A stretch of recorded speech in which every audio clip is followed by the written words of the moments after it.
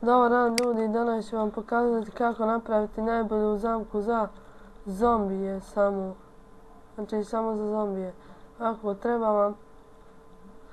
vam kanta lave, treba vam jedan spawner za seljaka, stick piston, treba vam torčer redstone, treba vam pojačivač redstone, staklo, kamen i spawn za zombije, ali tu sam čisto da vam pokažem.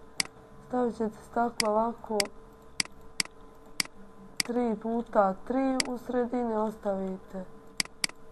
Znači 3 isto tako ide unutra.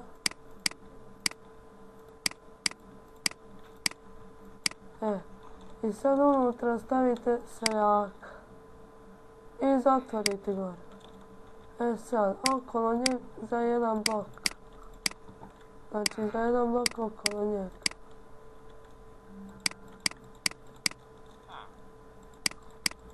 Idete u dubinu 5. Evo ga, to smo uradili. I sada, kako napravite dva bloka, a ovako po sredini da je po ovim ćoškovima pravite, znači pamtite po ovim ćoškovima. Znači pravite ovako.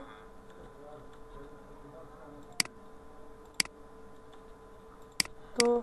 Znači treba će vam 8 stick pistons za ovu zamku. I ovaj ovdje piston idete ovako sve do kraja. I ovdje ide lava. Evo ga, znači lava. To smo uradili.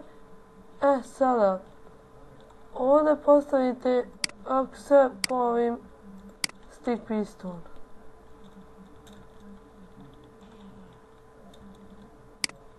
Ne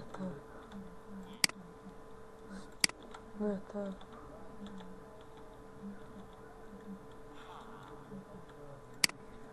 Stick piston ovako stavite.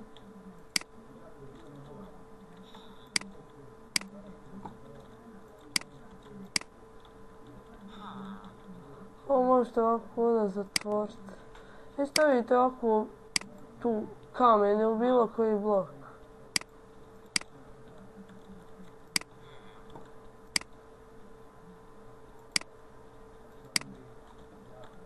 Znači ovako.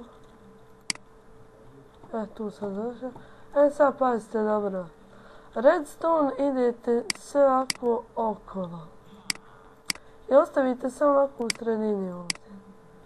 Vidjet ćete poslije zašto. Evo ga, tu smo uradili.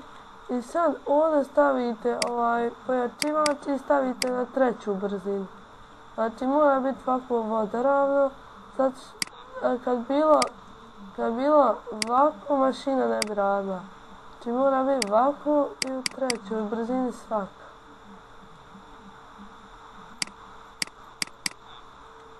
Evo vidite.